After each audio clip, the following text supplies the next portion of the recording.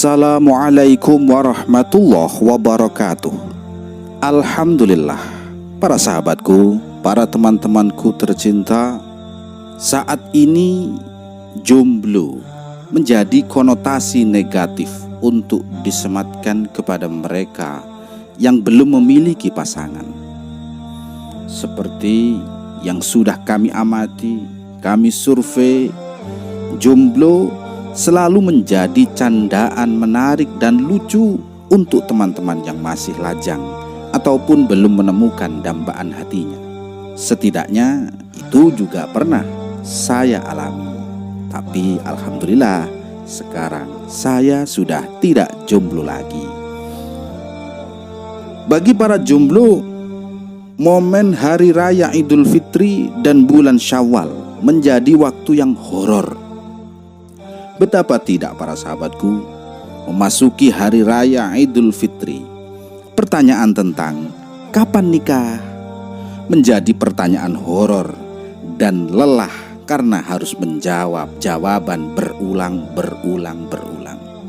Bila perlu, menyediakan suatu rekaman untuk diputarkan kembali jika pertanyaan yang sama saat silaturahmi hari raya kembali terdengar. Nantinya tinggal menyodorkan jawaban yang sama yang telah direkam. Hehehe. Begitu juga memasuki bulan Syawal. Banyaknya pasangan yang mengakhiri masa lajangnya di bulan ini menimbulkan kesedihan tersendiri bagi para jomblo ketika teman ngopi dan kumpul dulunya kini satu persatu mengakhiri masa lajangnya. Teman yang malam hari biasanya dapat berkumpul dan bercerita bersama, kini semakin susah untuk diajak bersama setelah mengakhiri masa lajangnya. Jomblo memang bukanlah pilihan. Terkadang hawa nafsulah yang membuat orang terus menjomblo. Mengutip perkataan dari Gus Baha, jodoh itu orang yang mau mengajak nikah dan mau diajak nikah. Terkadang terlalu lama menjomblo selain belum menemukan dambaan hati, boleh jadi nafsu yang terlalu mendambakan pasangan yang sempurna menjadi suatu halangan. Meskipun demikian, jomblo bukanlah hinaan sebagaimana bukannya suatu anjuran. Menikah pada dasarnya merupakan sunnah, namun bisa berubah sesuai kondisi si muslim tersebut. Bisa jadi wajib, bisa jadi sunnah, bisa makruh, bahkan bisa haram.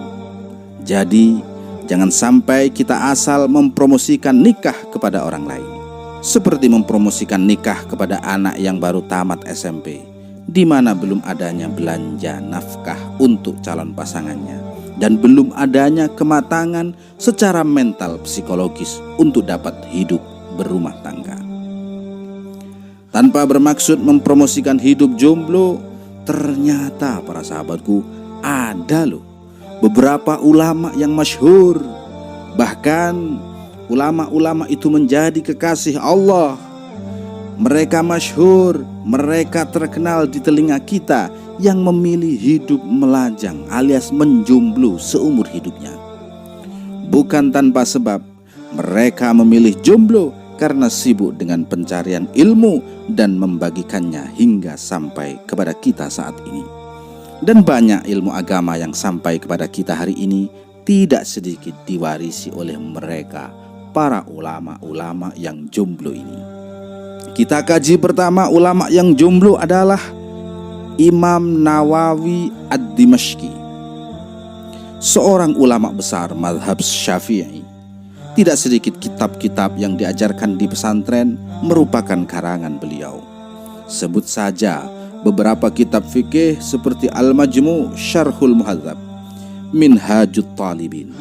Kemudian dalam ilmu hadis juga ada kitab Al-Arba'in An-Nawawiyah. Hidup beliau ini diabadikan secara penuh untuk belajar dan mengajarkan ilmu. Sehari beliau hanya makan sekali dan minum sekali ketika sahur. Beliau meninggal di usia 45 tahun dalam keadaan lajang, usia yang masih sangat produktif. umurnya diabadikan untuk menuntut ilmu dan menyebarkannya. Yang kedua adalah Imam Ibnu Jarir At-Tabari. Beliau dikenal sebagai mufassir yang ulung sekaligus juga pakar multidisiplin. Karyanya yang paling terkenal adalah Tafsir At-Tabari.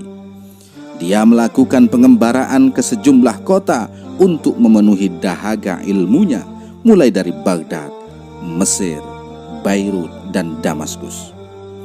Dalam jejak kisah pengukir sejarah ditulis bahwa sang imam sudah hafal Al-Quran pada usia 7 tahun. Beliau menulis hadis ketika berusia 9 tahun. Imam Al-Khatib Al-Baghdadi mengatakan, selama 40 tahun sang imam selalu menulis 40 lembar sehari. Sosok pemikir dan sejarawan itu telah melahirkan puluhan kitab klasik seperti Jami'ul Bayan fi Ta'wilil Quran atau Tafsir At-Tabari, Kitab Tarikh At-Tabari, Kitab Ikhtilaful Fuqaha, Kitab Sharihus Sunnah, hingga Musnad Ibnu Abbas. Beliau wafat pada usia 85 tahun dalam keadaan melajang. Yang ketiga adalah Ibnu Taimiyah Al-Harrani Ad-Dimashqi, tokoh yang wafat pada tahun 728 Hijriah ini cukup populer dalam dunia Islam. Namun ternyata ini para sahabatku, beliau membujang hingga tutup usia di umurnya 67 tahun. Karya yang dicetuskan semasa hayatnya diperkirakan mencapai 500 karya tulis. Beliau yang ijtihadnya dalam berbagai masalah syariah banyak diikuti oleh hampir mayoritas ulama sejagat raya ini. Beliau meninggal di penjara Qal'ah Dimashqi, Damaskus, disaksikan oleh salah seorang muridnya, Ibnul Qayyim Al-Jauziyah, ketika dia sedang membaca Al-Quran surah Al-Qamar. Beliau berada di penjara ini selama 2 tahun 3 bulan dan beberapa hari, mengalami sakit 20 hari lebih. Pada masa tuanya, beliau menulis banyak kitab dalam mengisi waktunya. Beliau dipenjara karena berseberangan dengan pemerintah di zamannya. Para sahabatku rahimakumullah, 3 ulama di atas ini merupakan mereka yang tidak asing di telinga kita yang memilih hidup menjomblo. Jika 3 ulama di atas adalah lelaki, ulama sosok perempuan ada juga yang bernama Rabi'atul Adawiyah. Rabi'ah terkenal sebagai seorang penyair sufi yang memiliki rasa cinta yang tak mengenal batas kepada Tuhannya. Salah satu kutipan puisinya yang amat menggugah dan terus-menerus menjadi rujukan dalam dunia sufi hingga kini adalah puisi tentang cinta.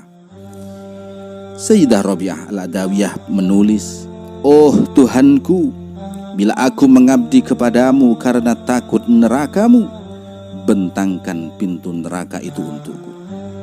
Dan bila aku mengabdi kepadamu karena menginginkan surgamu, tutup saja pintunya. Tetapi bila aku mengabdi kepadamu karena cinta, maka bukalah tirai wajahmu biar aku dapat menatapnya." Demikianlah beberapa ulama yang memilih jomblo sepanjang hidupnya. Selain itu, tentu ada banyak ulama-ulama yang lain yang memilih jomblo. Sekedar pengetahuan dan pembelaan agar lebih menghargai jomblo, jika ulama dulu memilih jomblo karena sibuk dengan pencarian ilmu dan membagikannya, jomblo sekarang justru sibuk menjomblo karena tampang Parto, carinya Dian Sastro. Semoga bermanfaat. Wallahu a'lam bishawab. Wassalamualaikum warahmatullahi wabarakatuh.